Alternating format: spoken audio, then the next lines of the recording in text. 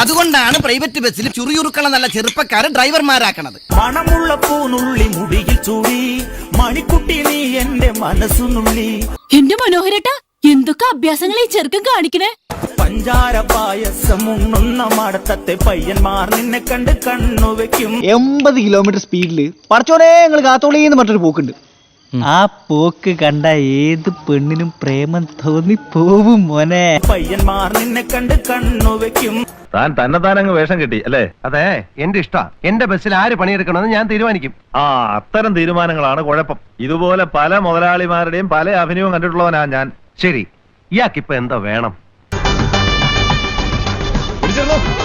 മണമുള്ള പൂനുള്ളി മുടിയിൽ ചൂടി മണിക്കുട്ടി നീ എന്റെ മനസ്സുനുള്ളി.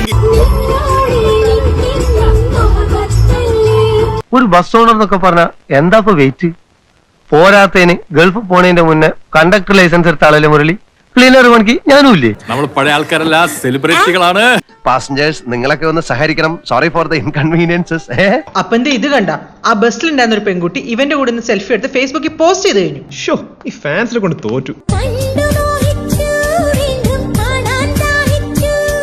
ബസ് ഓടിച്ച് വലിയ ഹീറോ ആയല്ലോ. നാട്ടില് ബസ് ഡ്രൈവർ ആയിരുന്നോ? എന്താ നീ കളിക്കാണ്?